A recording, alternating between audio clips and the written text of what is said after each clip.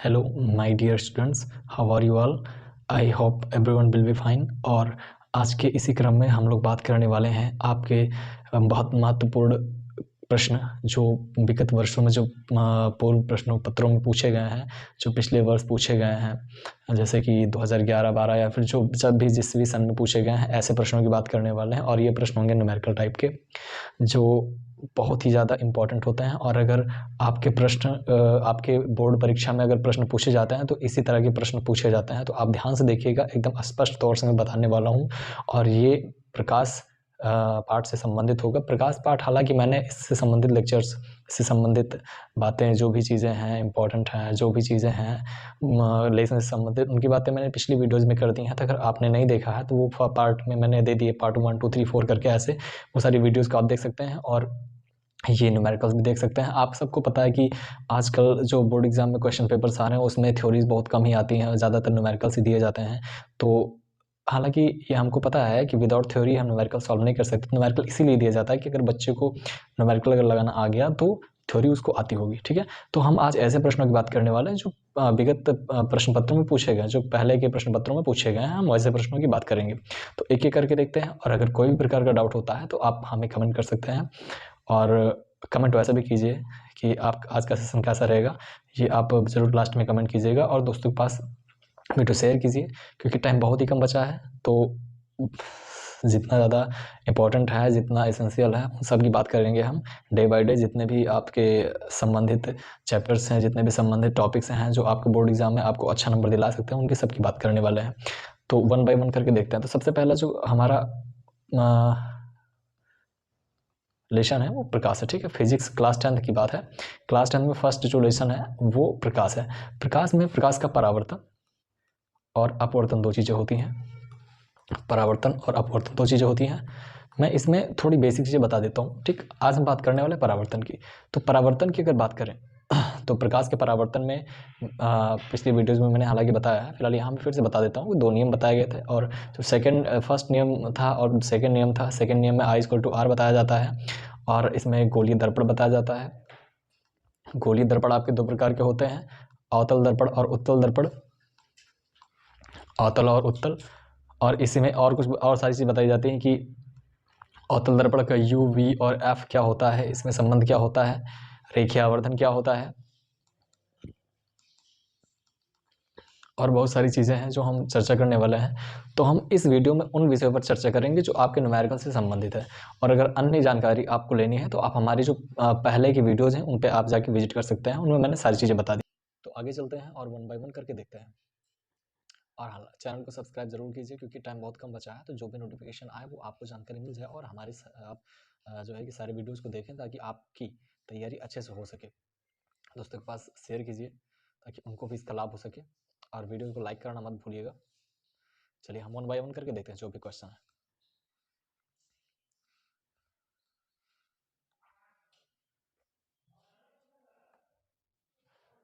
Okay बच्चों, तो पहला क्वेश्चन है, ये 2011 में पूछा गया है। एक अवतल दर्पण की वक्रता त्रिज्या 20 सेंटीमीटर है। कोई वस्तु अवतल दर्पण से 15 सेंटीमीटर की दूरी पर रखी है। दर्पण से वस्तु के प्रतिबिंब की दूरी ज्ञात करनी है। तो यहाँ पर कुछ चीज़ें हैं जो आपको ध्यान देना है। अवतल दर्पण की वक्रता त्रिज्या 20 सेंटीमीटर दी गई है। ठीक, तो ये जानने से पहले सबसे पहले हम अवतल दर्पण समझ लेते क्या होता है। जिनको नहीं पता है उनके लिए मैं बता देता हूँ। अवतल दर्पण एक प्रकार का गोलीय दर्पण होता है, और इसके दाहिने तरफ पॉलिश किया जाता है और वस्तुओं को बाईं ओर रखा जाता है। ठीक, वस्तु को बाईं ओर रखते हैं, ओ डैश होता है वस्तु, और यहाँ पर होता है इसका वक्रता केंद्र, और यहाँ पर होता है एफ। ठीक, तो देखिए अवतल दर्पण की वक्रता त्रिज्या क्या होती है। अब यहाँ पर जो दर्पण है, आपका दर्पण का जो मध्य बिंदु है, ये सारी चीज़ें मैंने पिछली वीडियो में बता दी हैं। अगर आपको जो है डाउट हो रहा था आप उसमें जाके देख सकते हैं। बाकी मैं यहाँ पे स्पष्ट करने की कोशिश करूंगा। ये जो दर्पण है ये अवतल दर्पण। ठीक, अवतल दर्पण में दाहिनी तरफ उभरे हुए तल पे पॉलिश होती है, दबे हुए तल पे पॉलिश नहीं होती है। तो ये दर्पण है, दर्पण का मध्य बिंदु है। मध्य बिंदु जिसको ध्रुव कहा जाता है, पी पोल। तो ध्रुव से ये जो वक्रता केंद्र है, वक्रता केंद्र तक की दूरी को वक्रता त्रिज्या कहते हैं। तो वक्रता त्रिज्या जो होती है वो होती है आर। ठीक, इसको मैं सॉल्व कर देता हूँ। यहाँ पे यहाँ लिख दे रहा हूँ मैं सॉल्यूशन। सॉल्यूशन है, तो जो गिवन वैल्यूज हैं उनकी बात करते हैं। जो गिवन वैल्यूज हैं, गिवन वैल्यूज क्या क्या है हमारे पास। सबसे पहले तो अवतल दर्पण की वक्रता त्रिज्या। अवतल दर्पण की वक्रता त्रिज्या क्या होती है, radius r is equal to 20 centimetre है। ठीक, यहाँ पर एक बात खास करके ध्यान देनी है कि चिन्ह होगा प्लस में और माइनस में जो चिन्ह होते हैं, मतलब कौन से जो प्लस में होंगी वैल्यूज़, कौन सी वैल्यूज़ माइनस में होंगी। तो यहाँ मैं बता देता हूँ आपको कि जब भी हम किसी एक चीज़ को केंद्र बिंदु मान के चलते हैं, तो उस केंद्र बिंदु से जब हम दाईं तरफ जाते हैं और ऊपर जाते हैं, तो दाएं तरफ जाने वाली और ऊपर जाने वाली वैल्यू जो होंगी वो प्लस होंगी, और बाएं तरफ जाने वाली और नीचे जाने वाली वैल्यूज माइनस होंगी। तो ये हो गया माइनस, ये हो गया माइनस, मतलब कि r इक्वल टू हमारा यहाँ कहाँ है, और हम यहाँ पे दूरी कहाँ से ले रहे हैं, यहाँ पे हमारा जो मध्य बिंदु है वो है P, ध्रुव, दर्पण का ध्रुव। तो दर्पण के ध्रुव को हम मध्य बिंदु ले रहे हैं, तो मध्य बिंदु से बाईं ओर जाने पर हमारी वक्रता त्रिज्या मिल रही है, मतलब कि जो वक्रता त्रिज्या रेडियस है वो माइनस में 20 होगा। अवतल दर्पण की वक्रता त्रिज्या 20 सेंटीमीटर होगी। ठीक है, कोई वस्तु अवतल दर्पण से 15 सेंटीमीटर की दूरी पर रखी है। मैंने बताया कि वस्तु किधर रखी है, बाईं ओर रखी है। तो जो वस्तु की दूरी होती है वो होती है u, small u is equal to दिया गया है 15 सेंटीमीटर, तो माइनस में 15 सेंटीमीटर हो गया। आगे दिया जा रहा है कि दर्पण से वस्तु के प्रतिबिंब की दूरी ज्ञात करनी है। तो जो दर्पण है, तो हमको ये पता है कि u equal to minus 15 centimetre है। u मतलब होता है वस्तु की दूरी, तो दर्पण से वस्तु की दूरी बाईं ओर ही, तो मैंने बता दिया। ठीक, अब आगे कहा जा रहा है कि दर्पण से वस्तु के प्रतिबिंब की दूरी ज्ञात कीजिए। मतलब ये जो दर्पण रखा है, दर्पण के बाईं ओर वस्तु रखी गई है, तो वस्तु का प्रतिबिंब बनेगा, तो वो प्रतिबिंब कितनी दूर बनेगा दर्पण से, ये हमको पता करना है। तो जो दर्पण की दूरी होती है वो v इज इक्वल टू जो प्रतिबिंब की दूरी होती है वो v होती है। ठीक, तो v की वैल्यू हमको फाइंड आउट करनी है। ठीक, ये इतनी सी बात हो गई। बाकी मैं थोड़ी सी बात और करना चाहूँगा, जो ये बेसिक है, बेसिक में बातें कर लेता हूँ, क्योंकि अगर यहाँ नहीं करूँगा फिर आगे हमको करना पड़ेगा, तो उसके बारे में हम बता देते हैं थोड़ा सा। देखिए यहाँ पर क्या क्या है। सबसे पहले तो हमने क्या दिया है, सबसे पहले हम लोगों ने देखा कि इसमें अवतल दर्पण दिया है। ठीक है, तो हम अवतल दर्पण की बात कर लेते हैं। अभी जब उत्तल दर्पण आएगा तो उत्तल दर्पण की बात कर लेंगे। ये अवतल दर्पण होता है। अवतल दर्पण कुछ इस प्रकार से होता है, और अवतल दर्पण में जो पॉलिश होता है वो उभरे हुए तल पे होता है। उभरा हुआ तल इसमें दाहिने तरफ होता है। ठीक, तो ये पॉलिश हो गया, ये हो गया हमारा अवतल दर्पण। ये अवतल दर्पण बन के तैयार हो गया। हाँ, और एक बात और याद रखने वाली है कि जो वस्तु रखी जाएगी वो सदैव और सदैव रखी जाएगी दर्पण के बाईं ओर, और इस दर्पण का एक मध्य बिंदु होता है जिसको हम ध्रुव कहते हैं, पोल, और इस दर्पण का एक सेंटर ऑफ कर्वेचर होता है C, जिसको वक्रता केंद्र कहते हैं। अब वक्रता केंद्र इसका बाईं ओर होता है, क्योंकि वक्रता केंद्र बाईं ओर इसलिए होता है क्योंकि ये जो दर्पण बना है ये एक गोले से बना है। तो गोले में इधर राइट वाले पार्ट को हमने अवतल माना है, तो इस राइट वाले, इसको मैंने बीच से काटा था, तो इस राइट वाले पार्ट को हमने अवतल माना है इसको पॉलिश करने के बाद। ठीक, तो इसका जो राइट वाले पार्ट का केंद्र होगा वो बाईं ओर होगा, तो इसलिए अवतल दर्पण का जो वक्रता केंद्र होगा बाईं ओर होगा। P से और C से होकर जाने वाली रेखा मुख्य अक्ष कहलाती है, और वस्तु को बाईं ओर रखा गया यहाँ पे O डैश। ठीक, इतनी बात हो गई। तो यहाँ पर है, ये क्या है, ये है वक्रता केंद्र। ध्रुव से और C तक की दूरी को वक्रता त्रिज्या कहते हैं। ध्रुव से, ये ध्रुव है पोल, ध्रुव से वस्तु तक, यहाँ O जहाँ पे वस्तु रखी है इसको वस्तु की दूरी कहते हैं। यहाँ मैं लिख दे रहा हूं वक्रता त्रिज्या जो होती है, वक्रता त्रिज्या को हम R से लिखते हैं। वस्तु की दूरी को U से लिखते हैं। प्रतिबिंब की दूरी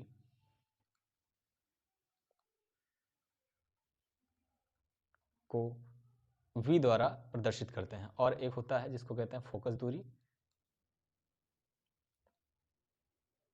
फोकस दूरी को F द्वारा प्रदर्शित करते हैं। ठीक, और मैंने अभी जैसे कि इससे पहले बताया है कि दाहिने तरफ की दूरियां, ऊपर तरफ की दूरियां प्लस होंगी, बाएं तरफ की दूरी और नीचे तरफ की दूरी माइनस होगी। कब, जब हम यहाँ पे हम केंद्र बिंदु मानेंगे। यहाँ पे हमारा केंद्र बिंदु P है, केंद्र बिंदु P है, तो P से जब हम बाईं ओर जाएंगे तो बाईं ओर जाने पर ही हमको R मिल रहा है, मतलब अवतल दर्पण में जो वक्रता त्रिज्या है वो माइनस होगी। अब वस्तु किधर है, वस्तु भी P से बाईं ओर है, तो वस्तु की दूरी भी होगी माइनस। अब प्रतिबिंब किधर बनेगा ये निर्भर करता है कि हमारी वस्तु कहाँ रखी है। इस पर मैंने एक विस्तृत वीडियो बना दिया है, वो आप जाके देख सकते हैं, हमारे चैनल पे है। जब वस्तु की स्थिति के अनुसार जो प्रतिबिंब की स्थिति कैसे कैसे बदलती है, कब धनात्मक होती है, कब ऋणात्मक होती है, कब आभासी प्रतिबिंब बनता है, कब वास्तविक प्रतिबिंब बनता है, तो उस पर मैंने वीडियो बना दी, वो आप देख सकते हैं। हालांकि अगर प्रतिबिंब बाईं ओर बनेगा तो जैसा कि हमको पता है प्रतिबिंब की दूरी माइनस हो जाएगी, अगर दाईं ओर प्रतिबिंब बनता है तो दूरी प्लस हो जाएगी, और फोकस दूरी भी इधर बाईं ओर ही होगी तो ये भी माइनस में होगी। ठीक, इतनी बात हो गई। अब हम सवाल पर आते हैं। आर बराबर हमको -20 सेंटीमीटर दिया गया, यू बराबर -15 सेंटीमीटर, वी बराबर हमको ज्ञात करना है। एक अब देखिए, हमें वी, यू, वी और एफ तीन चीजों में संबंध पता है। 1/f is equal to 1/v and plus में 1/u। अब 1/f का मतलब होता है ये है फोकस दूरी, ये है प्रतिबिंब की दूरी और ये है वस्तु की दूरी। मतलब फोकस दर्पण की फोकस दूरी, प्रतिबिंब की दूरी और वस्तु की दूरी में हमको संबंध पता है। ठीक, लेकिन आर, यू और वी में संबंध हमको नहीं पता है, तो हमको जिनके जिनके भी संबंध पता होता है हम उन्हीं फार्मूले का यूज करते हैं। तो इस फार्मूले का हम प्रयोग तो कर सकते हैं, लेकिन इसमें हमको यू पता है केवल, वी नहीं पता है और एफ नहीं पता है, तो हमें एफ पता करना है। और एक फार्मूला होता है F is equal to R by two, ये ध्यान रखना है। एक फार्मूला और होता है। देखिए, इस प्रकार के प्रश्न में क्या होंगे, जैसे कि आपको आर दे दिया गया है, यू दे दिया गया है, या फिर हो सकता है कि आर दे दिया जाए, वी दे दिया जाए, या फिर हो सकता है यू दे दिया जाए, वी दे दिया जाए।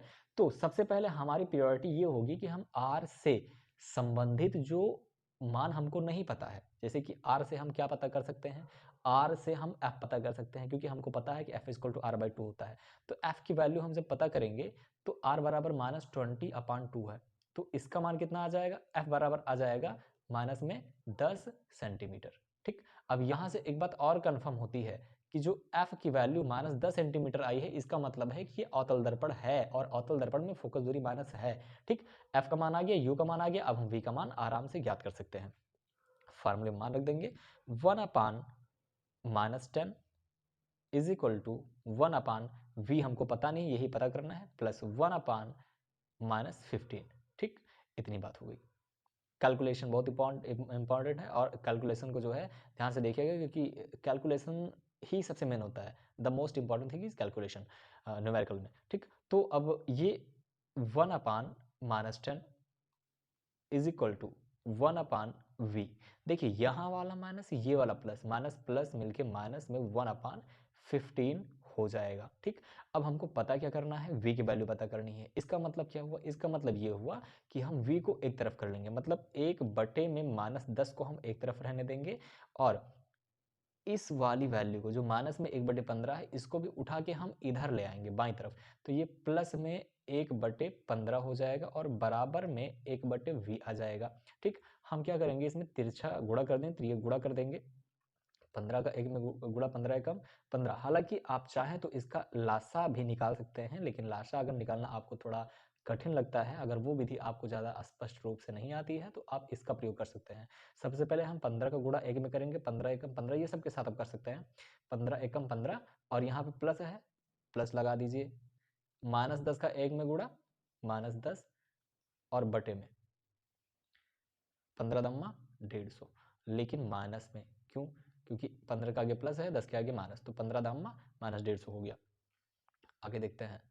अब यहां पर हमारे पास ये वैल्यूज हमको पता हो गई है। आगे सॉल्व कर लेते हैं। देखिए, पहला क्वेश्चन लगाने में इतना समय लगा, ठीक है, इसके क्योंकि हमने अभी इसमें बेसिक चीज़ों की बात की थी। अब अगर एक क्वेश्चन समझ में आ जाएगा अच्छे से, तो आगे कोई तरह की भी परेशानी नहीं होने वाली है। ठीक, आगे देखिए, 1/v इज इक्वल टू, ये 15 है, ठीक, 15 रहने दो इसको, ये प्लस है, इसके आगे माइनस है, तो प्लस माइनस मिलके माइनस में 10 और बटे में माइनस में 150। ठीक, इतना हमारा मान आ गया। 1/v इज इक्वल टू, 15 में से 10 जाएगा तो 5/, -150, 5 एकम 5, 5 तिया 15, 30 हो गया। मतलब 1/v इज इक्वल टू आ गया 1/-30। ठीक, अब देखिए यहाँ पर 1 इक्वल टू 1, या फिर चाहो तो इसका तिरछा गुणा कर दो, v का 1 में गुणा v, तो -30 का 1 में गुणा -30, मतलब v का मान आ जाएगा -30 सेंटीमीटर। ठीक, ये हो गया आपका सवाल, और यही आपका आ गया उत्तर। तो यहाँ पर जो वस्तु रखी है उसका जो प्रतिबिंब बन रहा है वो वस्तु दर्पण से वस्तु के प्रतिबिंब की दूरी जो है वो 30 सेंटीमीटर है और कैसी है, माइनस है। तो माइनस है तो इसका क्या मतलब है कि जो दर्पण है, दर्पण से बाईं ओर प्रतिबिंब इसका बन रहा था, अभी तो माइनस हुआ क्योंकि माइनस में दूरी का मतलब हुआ कि बाईं ओर है प्रतिबिंब। ठीक है, ये हो गया पहले प्रकार का क्वेश्चन। ठीक है, अब ये आप इसको अच्छे से फिर से समझ सकते हैं, फिर से आप लगाने की कोशिश कीजिएगा अपने हिसाब से। आपके बुक में इसी प्रकार के और प्रश्न दिए गए होंगे, उनको लगा सॉल्व करने की कोशिश कीजिएगा। दूसरा प्रश्न देखते हैं। ये प्रश्न पूछा गया है जो है यूपी बोर्ड में। इस प्रश्न में कहा जा रहा है कि एक अवतल दर्पण की वक्रता त्रिज्या 10 सेंटीमीटर। ये विगत वर्षों में पूछे गए प्रश्न है और जब यूपी बोर्ड प्रश्न पूछेगा तो इन्हीं बेस्ड पर पूछेगा, मतलब इन्हीं पर बेस्ड होंगे क्वेश्चन, मतलब इसी टाइप के क्वेश्चंस आएंगे आपके बोर्ड एग्जाम में। तो इन सभी प्रश्नों का अगर आप अच्छी तरह से तैयारी कर लेते हैं तो आपके प्रश्न होने के लगभग 99% चांस हो जाता है कि आप सॉल्व कर लेंगे सारे क्वेश्चंस। ठीक, ओके, तो आगे देखते हैं। 99% कहने का मतलब है कि 100%। ठीक है, ध्यान से देखिए। अब देखिए, एक अवतल दर्पण की वक्रता त्रिज्या, सारी चीजें सेम है, एक अवतल दर्पण की वक्रता त्रिज्या। ठीक है, तो अवतल दर्पण की वक्रता त्रिज्या मतलब r इज इक्वल टू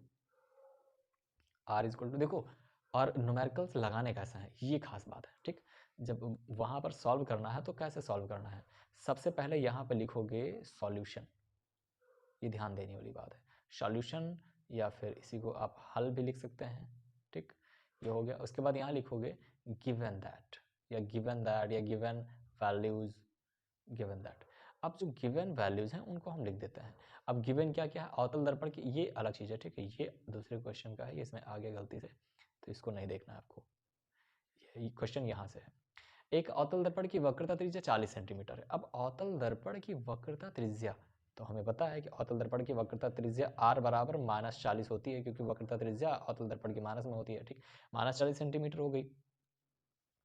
दूसरा, 4 सेंटीमीटर लंबी एक वस्तु, यहाँ पर ध्यान देने वाली बात है। ठीक, 4 सेंटीमीटर, ये दूसरे प्रकार का क्वेश्चन है, ये जो प्रश्न है ये दूसरे प्रकार का है। तो वो तो एक प्रकार का हो गया था, अब ये दूसरे प्रकार का प्रश्न है, तो इसको भी ध्यान से देखना है। 4 सेंटीमीटर लंबी एक वस्तु दर्पण से 30 सेंटीमीटर दूरी पर स्थित है, तो प्रतिबिंब की स्थिति व लंबाई याद करनी है। अवतल दर्पण की वक्रता त्रिज्या 40 सेंटीमीटर है, तो r बराबर -40 सेंटीमीटर। हम यहीं पे फटाक से f का मान निकाल लेते हैं, f बराबर r/2 होता है, तो f का मान कितना आ गया, f बराबर माइनस में 20 सेंटीमीटर आ जाएगा, कोई दिक्कत की बात नहीं है। अब हमको f की वैल्यू पता हो गई, चलिए एक बात कंफर्म हुई।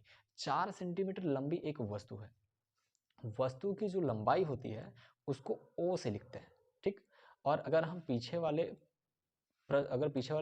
उस पर चलते तो यहाँ पर देखिए, मैंने मिटा दिया शायद, इसमें मैंने बताया था, विद फिगर समझाया था कि जो अवतल दर्पण होता है, अवतल दर्पण में बाईं तरफ वस्तु रखी होती है, अवतल दर्पण में बाईं तरफ वस्तु रखी होती है, वस्तु इस तरफ रखी होती है। तो जो ये चीज होती है ना, ये चीज, ये तो वस्तु की लंबाई होती है, ये होती है वस्तु की लंबाई, और यहाँ से यहाँ तक जहाँ पर वस्तु रखी है और दर्पण के ध्रुव से जो दूरी होगी, इसको वस्तु की दूरी कहेंगे और इसको कहेंगे वस्तु की लंबाई। देखो, वस्तु की लंबाई कहाँ है, ध्रुव यहाँ पर है, ठीक, केंद्र यहाँ पर है, तो केंद्र से ऊपर बात हो रही है ना, तो जो वस्तु की लंबाई होगी उसको हम पॉजिटिव लेते हैं। तो वस्तु की लंबाई ओ का मान कितना दिया गया, प्लस में 4 सेंटीमीटर, मैंने प्लस लिख दिया है ऐसे, बाकी आप चाहें तो नहीं लिख सकते, क्योंकि संख्याओं के साथ में जो प्लस चिन्ह नहीं लगता अगर वो अकेली संख्या है तो जो है 4 सेंटीमीटर लंबी एक वस्तु हो गई। अब दर्पण से 30 सेंटीमीटर दूरी पर रखी है, दर्पण से 30 सेंटीमीटर दूरी पर रखी हुई है वस्तु। ठीक, तो वस्तु की दूरी हमको दी गई, u का मान कितना दिया गया है, माइनस में 30 सेंटीमीटर, बस ये हमारा जो गिवन वैल्यूज है उसकी बात हो गई, जो गिवन वैल्यूज है उनकी बात हो गई है। अब आगे देखते हैं, हमको पता क्या करना है, फिर से देख लीजिए। अवतल दर्पण की वक्रता त्रिज्या r बराबर -40 था, तो यहाँ से मैंने f का मान पता कर लिया। ये 4 सेंटीमीटर लंबी वस्तु है, अगर यहीं पे कहा जाता कि दर्पण से दूर रखी है वस्तु, तो हम यहाँ पर o की जगह पर u लिखते, लेकिन ये वस्तु की लंबाई दे रहा है इसलिए हम o लिखेंगे। ठीक, और फिर कह रहे हैं कि 30 सेंटीमीटर दूरी पर स्थित है वस्तु, तो वस्तु की दूरी दी गई है u बराबर -30 सेंटीमीटर, ये वस्तु की लंबाई है 4 सेंटीमीटर। अब हमको पता क्या करना है, प्रतिबिंब की स्थिति व लंबाई याद करनी है। प्रतिबिंब की स्थिति का मतलब क्या होता है कि कितनी दूरी पर है, मतलब v बराबर हमको फाइंड आउट करना है पहली चीज, और दूसरी चीज पता करना है प्रतिबिंब की लंबाई को आई द्वारा प्रदर्शित करते हैं। यहाँ पे आपको एक नया फार्मूला सीखने को मिलेगा और ये नया प्रकार है प्रश्न का। ध्यान से देखिएगा, आई बराबर पता करना है, वी बराबर पता करना है, वी बराबर पता करना है, सिंपल हमको फार्मूला बताया, हम पता कर सकते हैं। ठीक, तो इसको देखिए, वी बराबर पहले पता कर लेते हैं। तो अगर वी पता करना है तो फार्मूला तो हमको पता है कि 1/f is equal to 1/v और प्लस में 1/u होता है बिना किसी दिक्कत के। तो 1/f मीन्स 1/-20 वैल्यू दी गई है, f का मान दिया गया, रख दिया हमने, बराबर 1/, देखो ध्यान क्या रखना है आपको, ध्यान ये रखना है कि जैसे कि हमको v पूछा जा रहा है, ठीक, तो v पता करने के लिए हमारे पास फार्मूला यही है, 1/f equal to 1/v plus 1/u, हमारे पास एक फार्मूला है ये। अब अगर हमको u पता करना है तब भी हमारे पास ये फार्मूला, हमको f पता करना है तब भी हमारे पास ये एक फार्मूला, दूसरा ये फार्मूला है। ठीक, तो हम ये देख रहे हैं कि हमने 1/f equal to 1/v plus 1/u क्यों लगाया, क्योंकि हमारे पास f भी पता है, u भी पता है, तो हम v पता करेंगे इस फार्मूले से, क्योंकि इस फार्मूले में f भी पता है, u पता है, तो v हम आराम से ज्ञात कर सकते हैं। इसलिए हम जो वैल्यूज दी गई हैं उस हिसाब से फार्मूले का प्रयोग करेंगे। अभी लास्ट में हम फार्मूले, जो जितने भी फार्मूले सभी क्वेश्चंस में यूज होंगे उन सबको हम बाद में अभी बता देंगे। तो 1/-20 हो गया, f का मान 1/v की वैल्यू क्या दी गई है भाई, v का मान निकालना है, तो 1/v और प्लस में 1/u का मान है 1/-30। ओके, सेम चीज है, 1/-20 is equal to 1/v plus and minus will be minus 1/30। v का मान पता करना है, v को एक साइड में रख लेते हैं, v को साइड में किधर रखेंगे, v को हम इस साइड रहने देते हैं, तो 1/-20 और ये है माइनस, ये देखो ये पूरी वैल्यू यहाँ से पूरी ये इधर वाली वैल्यू, ठीक है, ये पूरी वैल्यू माइनस में है, तो इसको जब उठा के बराबर के इस तरफ लेके आएंगे तो प्लस में हो जाएगा, प्लस में 1/30 is equal to 1/v। Hope I think कि ये नॉर्मल कैलकुलेशन से आप लोग को आती होंगी, बट मैं फिर भी बता दे रहा हूँ क्योंकि बहुत बच्चे वीक हैं। अब ये गुणा करते हैं, 30 का 1 में गुणा, 30 से कम 30, प्लस है प्लस लगा दो। अब मैं यहाँ पे प्लस ऐसे नहीं करूँगा, देखो यहाँ पे प्लस है, इसके आगे माइनस है, जहाँ भी इस तरह का दिखेगा, यहाँ माइनस यहाँ प्लस, तो प्लस और माइनस हो जाएगा, यहाँ लगा दो माइनस डायरेक्ट। ठीक, 20 से कम 20 और बटे में 3 दूनी 6, 600। ये जिस विधि का मैं प्रयोग कर रहा हूँ, अगर ये बड़ी डिजिट्स होंगी तो वहाँ पर हम इस विधि का प्रयोग न करके लासामासा का प्रयोग आप कर सकते हैं। लासामासा वाला भी मैं बता दूंगा अभी, ठीक, लासामासा वाला कैसे हल करते हैं वो भी मैं बता दे रहा हूँ अभी। तो 30 में से 20 जाएगा तो 10 बचेगा, सिंपल सी बात है, 10 बट्टे में -600 बराबर 1/v। ठीक, मतलब 1/v इज इक्वल टू, आगे देखो ऊपर एक 0 खत्म, 1/-60, तो यहाँ पर v का मान कितना आ गया, -60, 1 बराबर 1, तो v बराबर -60, 1/1 बराबर v। यहाँ पे देखिए जब ऊपर वाली वैल्यू बराबर तो नीचे वाली वैल्यूज भी बराबर हो जाएंगी, तो v बराबर आ गया -60 सेंटीमीटर। मतलब क्या है इसका मतलब ये है कि जो प्रतिबिंब है वो दर्पण के, अवतल दर्पण के बाईं ओर बन रहा है, वो भी कैसा, कितनी दूर, 60 सेंटीमीटर दूरी पर बन रहा है। ठीक, हमारा एक प्रश्न तो आ गया कि प्रतिबिंब की स्थिति क्या है, प्रतिबिंब इतनी दूर जाके बन रहा है। अब कह रहे हैं प्रतिबिंब की लंबाई ज्ञात कीजिए, तो जो प्रतिबिंब की लंबाई, चलो इसको प्रतिबिंब की लंबाई ज्ञात करने से पहले मैं ये तुम लोग को जो बता दे रहा हूँ कि लासा विधि से कैसे हल करते हैं। जैसे मान लो 1/4 दिया गया है प्लस 1/2 दिया गया है, इसको हल करने का दो तरीका, पहला तरीका 2 एकम 2 हो गया सर, प्लस 4 एकम 4 हो गया, बटे 4 दूनी 8 हो गया, मतलब कितना हो गया, 4 2 6/8। ठीक है, चाहो तो हल कर सकते हो, 2 3 6, 2 चौको 8, चाहो तो इसको ऐसे भी लिख सकते हो। लेकिन एक और तरीका है, उसमें क्या तरीका है कि 1/4 दिया गया प्लस 1/2 दिया गया, दोनों को लासा निकालो, कितना हो गया 4। अब 4 आ गया तो नीचे लिख दो, फिर 4 से इसको भाग करेंगे, इस वाले हर से इसको भाग करेंगे, तो 4 एकम 4, 1 का गुणा ऊपर कर देंगे, 1 एकम 1 प्लस 2 दूनी 4। अब जितना भागफल आया 2 दूनी 4 आया, 2 और एकम 2, ठीक, 3/4, ये भी आ गया 3/4, ये भी आ गया 3/4। हालांकि इसमें थोड़ा, इस वाली मेथड में आपको थोड़ा सा दिमाग लगाना है और इस वाले मेथड में आपको कैलकुलेशन ज़्यादा करनी पड़ेगी, जो आपको आसान लगे वो आप कर सकते हैं।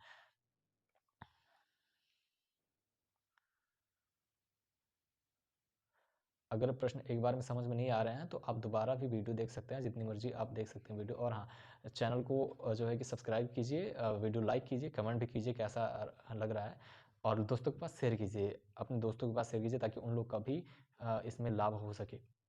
रिवीजन वर्क में। हाँ, अब देखिए अभी तो प्रतिबिंब की स्थिति आ गई। अब इस वाले प्रश्न में एक नई बात ये है कि प्रतिबिंब की लंबाई भी ज्ञात करनी है। तो प्रतिबिंब की लंबाई कैसे ज्ञात करेंगे? प्रतिबिंब की लंबाई ज्ञात करना है तो हमको आई पता करना है। अब ये वाला जो फार्मूला है हमारे पास, जो ये फार्मूला दिया गया है, इस फार्मूले तो में तो कहीं आई की बात हुई नहीं है कि हम आई पता कर लें। तो आई पता करने के लिए एक नया फार्मूला हमारे पास है। परेशान ना होइएगा, ज़्यादा फार्मूला नहीं, बस 2 ही 3 फार्मूला हैं, जिसमें से मैंने ये आपको पहला बता दिया है, ये दूसरा बता दिया है, और तीसरे की बात कर लेते हैं। I upon O is equal to minus V upon U, ये हमारा होता है formula, is equal to M होता है। ये रेखीय आवर्धन का सूत्र है। रेखीय आवर्धन अभी आगे बताया जाएगा, ठीक, आगे प्रश्न में रेखीय आवर्धन की बात करेंगे। बस यहाँ पर ये देखिए कि I upon O is equal to minus V upon U is equal to M, ये होता है फार्मूला। आप चाहें तो आई अपान ओ बराबर एम लिख दो, माइनस वी अपान यू बराबर एम लिख दो, या फिर आई अपान ओ बराबर माइनस वी अपान यू लिख दो। ये तीनों आपस में बराबर होता है, तो हमें जिसकी ज़रूरत पड़ती है हम उन्हीं को लिख लेते हैं। हमें अभी किसकी ज़रूरत है? हमें ज़रूरत है I upon O is equal to minus V upon U की, ठीक। अब यहाँ पे आई हमको पता है क्या है, आई क्या है? प्रतिबिंब की लंबाई है, ओ है वस्तु की लंबाई, वी है प्रतिबिंब की दूरी, और यू है वस्तु की दूरी। तो आई हमको पता करना है। तो आई अगर पता करना है तो ठीक है, तो आई को हम कुछ नहीं करेंगे, आई को ऐसे रखे रहने देंगे। ओ की वैल्यू हमको पता है 4 सेंटीमीटर लंबी वस्तु है, और ओ की वैल्यू प्लस में 4 है, तो 4 ही लिख देते हैं, इज इक्वल टू वी की वैल्यू आई है 60, वो भी माइनस 60, और यहाँ पर पहले से ही माइनस लगा, ध्यान दीजिएगा। अपन यू की वैल्यू क्या है? यू मतलब क्या होता है कि जो वस्तु की दूरी है, तो माइनस 30 दिया गया है, इसमें कोई दिक्कत की बात नहीं है, ठीक, माइनस 30। अब आई अपान 4 इज इक्वल टू, ये 60 बटे माइनस 30 हो जाएगा, माइनस माइनस प्लस हो जाएगा तो 60 हो जाएगा, और बटे में माइनस 30, ठीक। अब 30 दूनी हो गया 60, मतलब कि जो आई अपान 4 इज इक्वल टू आ जाएगा माइनस में 2। तो 4 का इधर तिरछा हो जाना है गुणा, 4 एकम 4, तो आई की जो वैल्यू आ जाएगी, आई बराबर आ जाएगी माइनस में 8 सेंटीमीटर। आई बराबर आया माइनस 8 सेंटीमीटर, ये हो गया आपका आंसर। मतलब जो प्रतिबिंब की लंबाई है वो है 8 सेंटीमीटर। और लंबाई कैसे होती है? लंबाई होती है ऊपर नीचे दाएं बाएं, ठीक है। तो वस्तु ऊपर को रखी है, प्रतिबिंब नीचे को बन रहा है, ऊपर को वस्तु थी तो लंबाई प्लस, नीचे को बन रहा है तो लंबाई माइनस में आई है, ठीक। देखिए ये जो वस्तु की स्थिति, प्रतिबिंब की स्थिति, इन सब पे मैंने वीडियो बनानी मैंने बताया अभी, तो उसको अगर आप जाके देख लेंगे एक बार तो सारी बातें और अच्छी तरह से कंफर्म हो जाएंगी। चलिए देखते हैं, ये दूसरे प्रकार का प्रश्न हो गया। अब इस प्रकार के अगर कोई भी प्रश्न आएंगे तो आप सावधानी से और बहुत ही आराम से हल कर सकते हैं। अगला टाइप देखते हैं। अगला टाइप है 15 सेंटीमीटर फोकस दूरी वाले अवतल दर्पण के सामने 30 सेंटीमीटर दूरी पर 2 सेंटीमीटर लंबाई की एक वस्तु वाले प्रतिबिंब की स्थिति, आकार और प्रतीक ज्ञात कीजिए। सेम वैसे ये किरण आरेख भी खींचना है, इसमें थोड़ा सा केवल कंफ्यूजन वाली बात है। इस कंफ्यूजन कुछ नहीं है, बस खाली इसमें जो किरण आरेख दिया गया ना, इसी किरण आरेख की ही बात हमको करनी है कि कैसे खींचेंगे अगर इस प्रकार के प्रश्न आएंगे। तो ये प्रश्न बिल्कुल पीछे वाले प्रश्न जैसा है, बस इसमें केवल और केवल किरण आरेख खींच देना हमको अलग से बताया गया। तो 15 सेंटीमीटर जो सॉल्व इसको करते हैं, सॉल्यूशन जो गिवन है वो लिखते हैं, ओके, गिवन है वो लिखते हैं। तो 15, अब देखो यहाँ पे किरण आरेख खींचने की बात आ गई ना, वस्तु कहाँ रखी गई है? 30 सेंटीमीटर दूरी पर रखी गई है अवतल दर्पण के सामने, ठीक, 2 सेंटीमीटर लंबाई की वस्तु है। तो किरण आरेख खींचने के लिए मैंने एक वीडियो पहले ही बना दिया है, उसको आप देख लीजिए, बिल्कुल मैं बार बार कह रहा हूँ इसीलिए, क्योंकि ये बहुत ही इंपॉर्टेंट चीज़ है किरण आरेख। अगर ये प्रश्न अभी आप न्यूमेरिकल लगा लिए, ठीक है, आपको सारी चीज़ें आती हैं, फार्मूले याद, सब कुछ आता है, लेकिन किरण आरेख नहीं खींचना आता तो नंबर कट जाएगा। छोटा सा काम है किरण आरेख खींचना, ठीक। देखिए अब इसमें जो गिवन वैल्यूज हैं वो लिख लेते हैं। 15 सेंटीमीटर फोकस दूरी वाले, मतलब अब देखो यहाँ पर ज़्यादा हमको ये जो है घुमा नहीं रहा, ये साफ साफ कह दे रहा है कि गिवन वैल्यू जो है 15 सेंटीमीटर फोकस दूरी है अवतल दर्पण की। तो अवतल दर्पण की फोकस दूरी माइनस होती है, एफ बराबर हो जाएगी माइनस में 15 सेंटीमीटर। फोकस दूरी अवतल दर्पण के सामने 30 सेंटीमीटर की दूरी पर, देखो क्वेश्चन अच्छे से पढ़ो, 30 सेंटीमीटर की दूरी पर 2 सेंटीमीटर लंबाई की वस्तु रखी है, और फिर तो उस वस्तु की जो है बनने वाले प्रतिबिंब की स्थिति, ठीक है, ज्ञात करनी। 2 सेंटीमीटर लंबाई की, ये इधर मिसप्रिंट है थोड़ा, इसको मैं बोल दे रहा हूँ ऐसे ही। 2 सेंटीमीटर लंबाई की एक वस्तु रखी है, ठीक। ये भी प्रीवियस ईयर में जो है पूछे गए क्वेश्चंस हैं, ये पिछले जो भी विगत वर्ष वाले बोर्ड एग्जाम हुआ उसमें पूछे हुए प्रश्न, बहुत इंपॉर्टेंट प्रश्न है। इसी तरह के क्वेश्चन पूछे जाते हैं और इसी तरह के क्वेश्चन पूछे जाएंगे इसी पर बेस्ड। मतलब अगर ये जो टाइप मैं बता रहा हूँ, इन टाइप्स को अगर आप अच्छे से कन्फर्म कर लेंगे, बिल्कुल से अगर आप तैयार कर लेंगे, तो गारंटी है कि आप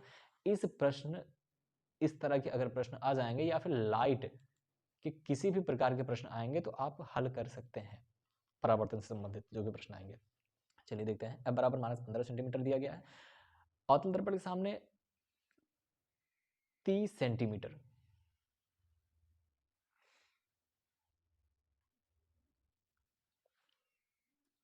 अवतल दर्पण के सामने 30 सेंटीमीटर की दूरी पर 2 सेंटीमीटर लंबाई की वस्तु रखी है। मतलब वस्तु कहाँ रखी है? 30 सेंटीमीटर की दूरी पर।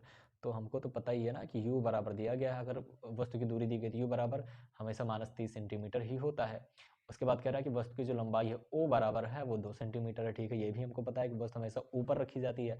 ऊपर रखी जाती है, ऊपर का मतलब हुआ कि मैंने पीछे वाले वीडियो में बताया है। ठीक, फिर से मैंने छोड़ा नहीं, उसको मिटा दिया था।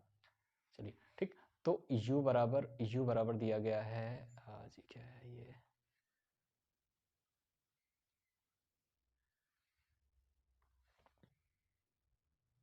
u बराबर -30 और o बराबर 2 सेंटीमीटर दिया गया है।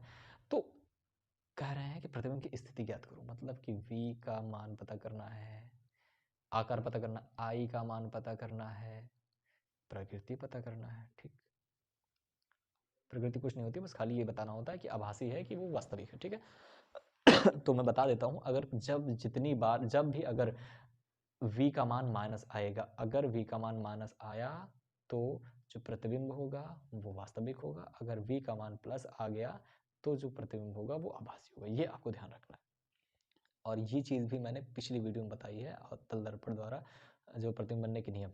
देखिए अब ये जो गिवन वैल्यूज हैं ये इतनी दी गई हैं भाई। आगे हम देखते हैं। अब जो हमें सबसे पहले निकालना है उसकी बात हम करते हैं। सबसे पहले हमको ज्ञात करना क्या है? v का मान पता करना। चलिए ठीक, फटाफट ज्ञात करते हैं। 1/f हमको पता है, 1/v प्लस 1/u। ओके ठीक है, चाहो तो 1/u प्लस 1/v भी लिख सकते हो, कोई दिक्कत की बात नहीं है। तो 1/-15 is equal to 1/v, you have to find out, and plus में 1/u is equal to minus में 30। तो 1/, एकदम सेम प्रोसेस है, बिल्कुल सेम प्रोसेस है। इसमें मैं थोड़ा शॉर्ट वे अपनाता हूँ। ठीक है, देखो स्टेप कटिंग करता हूँ, आप लोग अपनी कॉपी में अच्छे से कीजिएगा, मैं यहाँ पे जल्दी करता हूँ थोड़ा। ये माइनस और प्लस हो जाएगा माइनस, ठीक, मतलब ये पूरी वैल्यू हो जाएगी हमारी माइनस में, और इस वैल्यू को फिर जब उठा के इस पार लेके आएंगे तो हो जाएगा प्लस में 1/30, तो बराबर में 1/v हो गया। इतनी बात समझ में आ गई होगी आई थिंक। अगर नहीं समझ में आए तो फिर से इस जो है बैक चाहिए थोड़ा, फिर से देख लीजिए। 30 एकम 30, ये माइनस ये प्लस, -15 एकम 15, ये भी मैंने बताया है पहले, और 15 × 45, 450 होगा किसमें? माइनस में। यहाँ पे मैं सिंपल मेथड यूज कर रहा हूँ, यहाँ पे मैं एलसीएम वाला मेथड यूज नहीं कर रहा हूँ। हालांकि एलसीएम वाला मेथड जो होता है वो जल्दी होता है, तो कोशिश कीजिए कि वही मेथड यूज कीजिएगा। तो 1/v मैं यहाँ इसलिए नहीं यूज़ कर रहा हूँ क्योंकि बहुत बच्चे जो है वीक ज़्यादा होते हैं तो उनको समझ में नहीं आएगा एक बार में। अब देखो, तो इसमें से 15 जाएगा तो आएगा 15/-450 बराबर 1/v। चलिए देखें, तो 1/v इज इक्वल टू 15/450 दिया गया है माइनस में, तो 15×45 मतलब नीचे आ गया 30, तो 1/v is equal to minus में 1/30 मैंने बताया था। अगर ऊपर 1 तो यहाँ पे v equal to -30, v is equal to -30 centimetre आ गया है। अब यहाँ से आप चाहें तो इसकी प्रकृति आप लिख सकते हैं। ठीक, प्रतिबिंब कैसा बन रहा है? बाईं ओर बन रहा है दर्पण के। प्रकृति ऐसे लिखिए, प्रकृति में हेडिंग डाल के लिखिए, थोड़ा ना अच्छा लगेगा। यहाँ लिखिए प्रकृति, ये क्या आ गई? ये है स्थिति। ठीक, स्थिति पहला आ गया, स्थिति आ गया। प्रकृति अब बताते हैं, प्रकृति कैसा है? चूंकि प्रतिबिंब, अब देखिए प्रतिबिंब की जो दूरी है वो माइनस में आई है, इसका मतलब है कि प्रतिबिंब बाईं ओर बन रहा है। अगर बाईं ओर प्रतिबिंब बनेगा तो वो होगा वास्तविक प्रतिबिंब, क्योंकि प्रतिबिंब दर्पण की बाईं ओर है, दर्पण के बाईं और है, अतः यह वास्तविक होगा। बस, अतः यह वास्तविक होगा, ये हो गया, अतः यह वास्तविक होगा। क्योंकि प्रतिबिंब जो है दर्पण की बाईं ओर है, अतः यह वास्तविक हो, ये हो गई इसकी प्रकृति। अब इसके बाद क्या ज्ञात करना है? वस्तु का प्रतिबिंब का आकार।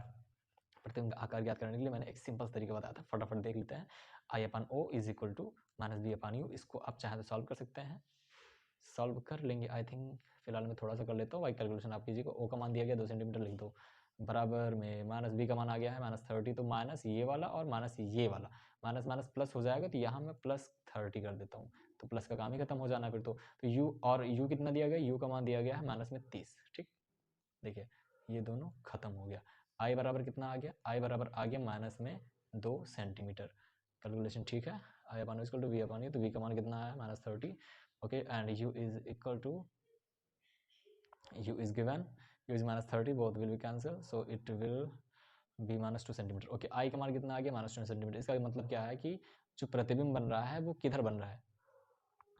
मूल बिंदु के नीचे, मतलब ध्रुव के नीचे। का मतलब क्या होता है कि प्रतिबिंब इधर बन रहा है, अगर वस्तु ऊपर को रखी है ऐसे, ठीक, ये दर्पण है, मान लो ये एक दर्पण है, तो अगर वस्तु ऊपर रखी है तो प्रतिबिंब नीचे बन रहा है, तभी तो समझ में आ रहा है। ठीक, ये बात हो गई। अब हम बात कर लेते हैं किरण आरेख खींचने की। जो मोस्ट इंपॉर्टेंट चीज़ है किरण आरेख। किरण आरेख कैसे खींचेंगे? देखिए, सबसे पहले एक हम जो है दर्पण बना लेते हैं। यहाँ पर एक बना ले रहे हैं अवतल दर्पण, ये हो गया अवतल दर्पण। यहाँ पर हो गया इसका ध्रुव P, ठीक, और यहाँ पर रखा गया है ऑब्जेक्ट। ओके, OO डैश हो गया, ऑब्जेक्ट हो गया, और एक प्रकाश किरण समांतर जाएगी। समांतर जाने वाली प्रकाश किरण फोकस से होकर जाती है, ठीक है, फोकस से भेज दो। दूसरी प्रकाश किरण C से भेज देंगे, ठीक है। अब यहाँ पर देखो, मैंने 6 स्थितियां कुल बताई हैं कि कैसे बनती है। यहाँ पर देखो, जो वस्तु की लंबाई है वो है 2 सेंटीमीटर, और जो प्रतिबिंब की लंबाई है वो है 2 सेंटीमीटर। मतलब वस्तु और प्रतिबिंब दोनों की लंबाई 2 सेंटीमीटर है। तो जब भी इस तरह की कोई कंडीशन आती है कि जो वस्तु की लंबाई है और प्रतिबिंब की लंबाई है, अगर वो बराबर होती है, तो इसका मतलब ये होता है कि जो वस्तु रखी है वो रखी है वक्रता केंद्र पर। ये ध्यान देने वाली बात है। ठीक, तो यहां पर ये हो गया हमारा अवतल दर्पण, ये हो गया ध्रुव, और ये हो गया सेंटर ऑफ कर्वेचर, वक्रता त्रिज्या, और ये हो गया हमारा F। वस्तु रखी है C पर, और यहाँ से जाएगी एक समांतर सीधे किरण, और दूसरी जाएगी ये समांतर, मतलब F से होकर जाएगी, जो कि परावर्तित किरण गई है। ठीक है, दूसरी प्रकाश किरण जाएगी F से, और F से जाने वाली प्रकाश किरण भी रिफ्लेक्ट हो जाएगी, और ये आगे, मैं सीधा बना देता हूँ इसको, ठीक है, ये आगे इसको यहाँ पे काटेगी, यहाँ पर काटेगी। क्योंकि ये ऐसा हो क्यों रहा है? क्योंकि मैं इसमें जो किरण आ रही है इसके कुछ नियम होते हैं कि अगर समांतर किरण जाएगी तो फोकस से होकर जाएगी, अगर फोकस से होकर जाएगी तो समांतर हो जाएगी। तो समांतर एक बार मैंने भेजा तो फोकस से होकर गई, दूसरी फोकस से भेजी तो वो समांतर हो गई। अब ये दोनों किरणें जहां पर काटेंगी वो बनेंगी, वहां पे बनेगा प्रतिबिंब। और प्रतिबिंब कहाँ बन गया? प्रतिबिंब बना है हमारा C पर। और कैसा प्रतिबिंब है? उल्टा प्रतिबिंब है, क्योंकि और कैसा है? ऋणात्मक है, उल्टा है। ठीक है, और वस्तु की लंबाई के बराबर प्रतिबिंब बना है। 2 सेंटीमीटर वस्तु की लंबाई है, तो प्रतिबिंब की लंबाई भी 2 सेंटीमीटर है। ये हो गया हमारा किरण आरेख। बस चाहो तो नामकरण कर दो, ये M1 M2 हो गया, और ये O डैश हो गया, और ये I डैश हो गया। ठीक, ये इसका नामकरण हो गया। इसको भी कुछ नाम दे दो चाहो तो, ये तो FI है। बस ये हमारा हो गया किरण आरेख। ये तीनों चीजें इसमें हो गई। ये एक टाइप का प्रश्न हो गया। अब हम अगले टाइप पे चलते हैं। देखिए, एक 15 सेंटीमीटर फोकस दूरी वाले अवतल दर्पण से कितनी दूरी पर वस्तु रखी जाएगी उसका 5 गुना बड़ा वास्तविक प्रतिबिंब बने। प्रतिबिंब की स्थिति भी ज्ञात कीजिए। ठीक है, ये सॉल्यूशन दिया गया था। ये प्रश्न भी पूछा गया है 2016 में। ये प्रश्न पूछा गया है 2016 में पूछा गया प्रश्न है। बहुत ही इंपॉर्टेंट प्रश्न है, और इस तरह के बहुत सारे क्वेश्चंस आपको आपकी बुक में भी मिल जाएंगे। तो आप एक काम कीजिएगा, मैंने जितने भी प्रकार के प्रश्न बताए हैं, जैसे कि यहाँ से ले लीजिए आप, फर्स्ट हो गया, ठीक है, ये एक प्रकार का, ये दूसरे प्रकार का हो गया, ये तीसरे प्रकार का हो गया, और अभी चौथे प्रकार का बताने चल रहे हैं। तो जितने भी प्रकार के प्रश्न मैं बता रहा हूँ इन सभी को आप अच्छे से लगाइएगा। उसके बाद इस प्रकार के अगर आपको प्रश्न बुक में मिलते हैं तो उनको हल करने की कोशिश कीजिएगा, श्योर सी बात है हल हो जाएंगे, ठीक, कोई दिक्कत की बात नहीं है। अब एक 15 सेंटीमीटर फोकस दूरी वाले अवतल दर्पण से कितनी दूरी पर वस्तु रखी जाए, जो गिवन वैल्यू है, मैं इसको जल्दी सॉल्व कर देता हूँ, ठीक, ध्यान से देखिए सॉल्यूशन। यहाँ पे गिवन वैल्यूज, जो गिवन वैल्यूज है उनको देख लेता हूँ मैं। गिवन वैल्यूज में क्या गया, 15 सेंटीमीटर फोकस दूरी वाले एफ बराबर, देखो ध्यान रखना है अवतल दर्पण है, अवतल दर्पण में जो फोकस दूरी माइनस में होगी, ठीक है, बाईं ओर होगी फोकस, तो माइनस में 15 सेंटीमीटर, ठीक है। आगे क्या बोला जा रहा है कि रखी दर्पण से कितनी दूर एक वस्तु रखी जाए, वस्तु की दूरी कितनी कितनी हो, मतलब u बराबर हमको पता करना है कि उसका 5 गुना बड़ा वास्तविक प्रतिबिंब बने, ठीक, उसका 5 गुना बड़ा वास्तविक प्रतिबिंब बने। अब देखो भाई यहाँ पे बात समझने वाली है कि वस्तु को कहाँ रखें कि जो प्रतिबिंब है वो वस्तु का 5 गुना बने, ठीक। तो यहाँ मान लेंगे, माना इस तरह के भी प्रश्न पूछे जाते हैं और इसको ध्यान से देखिएगा, इस तरह के कहीं भी अगर प्रश्न आएंगे तो आपको ऐसे ही हल करना है इनको। अब यहाँ पे क्या करना है कि हम मानेंगे क्या, क्योंकि यहाँ पे बोल क्या रहा है, यहाँ पे बोल ये रहा है कि वस्तु रखी गई है तो वस्तु का 5 गुना बड़ा प्रतिबिंब बन रहा है। मतलब ये है कि वस्तु की, अगर वस्तु की लंबाई पता हो जाए हमको तो प्रतिबिंब की लंबाई पता हो जाएगी। तो माना वस्तु की लंबाई कितनी, वस्तु की लंबाई कितनी ओ है, ठीक, तो प्रतिबिंब की लंबाई कितनी,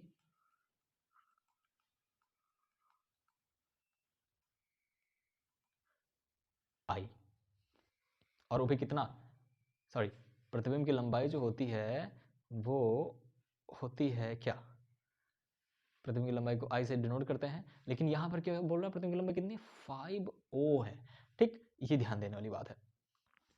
और एक बात समझने वाली यहाँ ये है कि जो प्रतिबिंब की लंबाई होती है वो माइनस में 5O होगी, ठीक, माइनस में होगी क्योंकि नीचे बनेगा प्रतिबिंब। चलिए आगे देखते हैं।